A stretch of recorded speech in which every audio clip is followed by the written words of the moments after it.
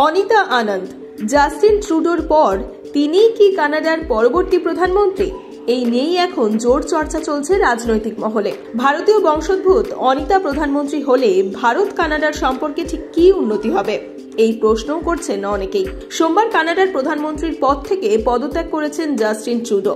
শাসক দল লিবারেল পার্টির দলনেতার পদও ছেড়ে দিয়েছেন।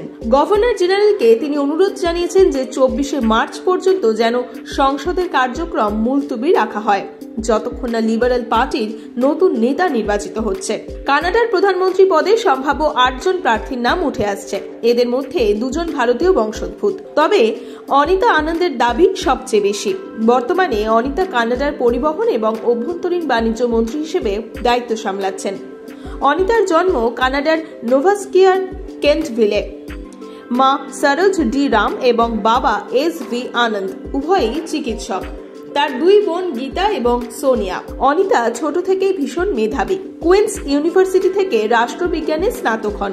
এরপর অক্সফোর্ড ইউনিভার্সিটি এবং ডালহৌসি ইউনিভার্সিটি থেকে আইন নিয়ে পড়াশোনা করেন। পরবর্তীকালে টরন্টো ইউনিভার্সিটি থেকে আইনে স্নাতকোত্তর হন। 2019 সালে রাজনীতিতে পা রাখেন অনিতা। খুব অল্প দিনেই লিবারেল পার্টির পরিচিত মুখ হয়ে ওঠেন তিনি।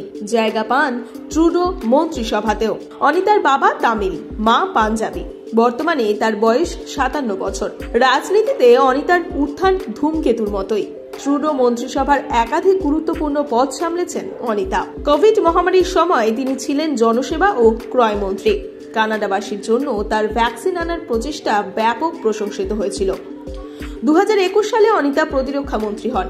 রাশিয়া ইউক্রেন যুদ্ধে ইউক্রেনের পাশে দাঁড়ান তিনি।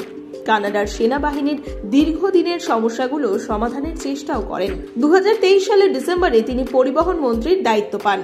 দীর্ঘদিন ধরেই ভারত এবং কানাডা বন্ধু রাষ্ট্র, কিন্তু ট্রুডো মন্ত্রিসভায় খালিস্তানিদের জায়গা দেওয়ার পর থেকেই সম্পর্ক তিক্ত হতে শুরু করে।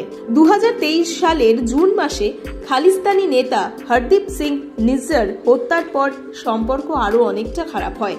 ভারতীয় পড়ুয়াদের ভিসায় একাধিক বিধিনিষেধ আরোপ করেন ট্রুডো। এই সিদ্ধান্তে নিজের দলে কোণঠাসা হয়ে পড়েন তিনি। লিবারেল পার্টির 20 জনের বেশি সদস্য প্রকাশ্যে তার পদত্যাগ দাবি করেন।